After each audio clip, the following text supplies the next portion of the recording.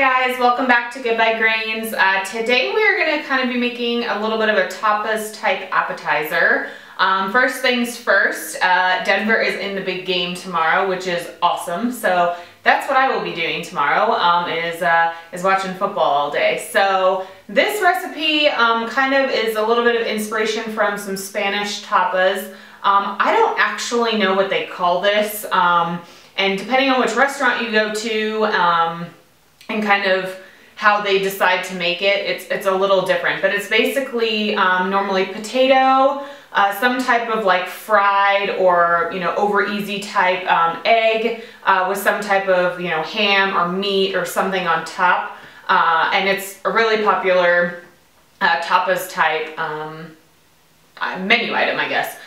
So this is my paleo spin on it. A lot of places, some places use it as like potato chips, some use it as sliced potatoes, wedge potatoes, stuff like that, but we are using sweet potato. So this is a peeled sweet potato, and then I have a few of these cage-free eggs, and then I have some prosciutto. That's the type of meat that I'm going to be using on the top. They usually use some type of Spanish ham, I would say is probably the most popular way that you would get it in Spain. But we find prosciutto that is literally just pork and salt, and that is the only ingredients. So if you can find meat that's like that, definitely try to use something like that. And then for the sweet potatoes, to kind of season them while they're roasting in the oven, we have some olive oil, and then a little bit of pepper and kosher salt. And then the two seasonings that I actually like, I don't know if this is authentic, but I use a little bit of garlic and a little bit of fresh rosemary. If there's other types of seasonings that you really like, add that too. You don't want to use super potent seasonings just because you definitely want the flavor of the ham and the egg to kind of come through, but these are kind of my two favorite additions to just the salt and pepper. So first thing we need to do is cut up the sweet potato. All right, so for our sweet potato, we want to cut it into about inch or maybe a little bit larger pieces. You can definitely scrub the outside and then eat the skin and kind of almost cut it into like wedges. It's up to you how you want to prepare your sweet potato. I just like it to be closer to bite size. So we're going to cut this up first.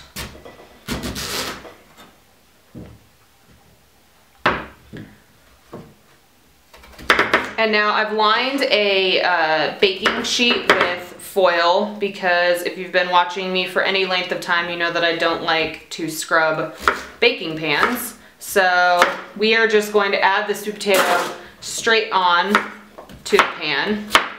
And just as long as you try to get the pieces relatively even size, that's perfectly fine, because they will then cook evenly and be ready all at the same time. And you won't have to worry about having a really hard piece of sweet potato and then one that is completely falling apart. And then the other thing is you want to make sure that your baking sheet is a big enough size that you aren't going to be crowding the pan. And the reason for that is because then you're going to end up steaming these potatoes instead of kind of roasting them and getting them a little bit of kind of crust or a little bit of golden brown on them. Instead, they'll just be not mushy, but you definitely want to give them some room. So finish cutting up these last couple pieces.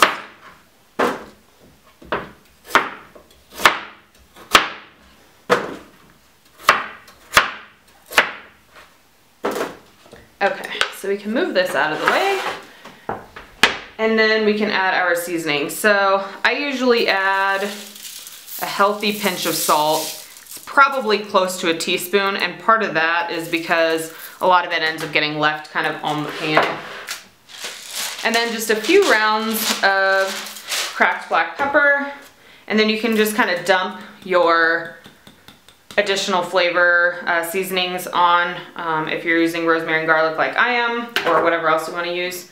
And then you actually are going to use close to probably 2 to 3 tablespoons of olive oil. And the reason for that is because we definitely want One, them to really be able to use the oil to help cook in the oven, but also two, you kind of want, not a sauce, but you want a little bit of extra liquid. You don't want these things to be super dry because when you add on the egg and the prosciutto and stuff, you don't want these to be dry and then the whole entire dish tastes dry. You kind of want a little bit of extra moisture. So probably way more oil than you would normally use for like sweet potato fries or something.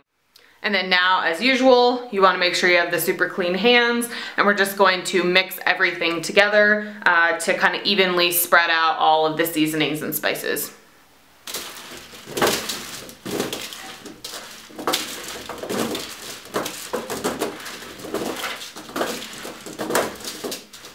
Okay, now you can kind of spread these out. Make sure that the garlic and the rosemary and stuff are kind of on top of the sweet potatoes, and we are going to pop these into a 400-degree oven for about 30 to 35 minutes. You want to cook them until they are easily pierced with a fork. Okay, so the sweet potatoes are fork tender, and as you can see, they got a little bit golden brown, which is awesome. So we are going to pour the sweet potatoes into the center of the plate. And you want to do this while the sweet potatoes are still nice and hot.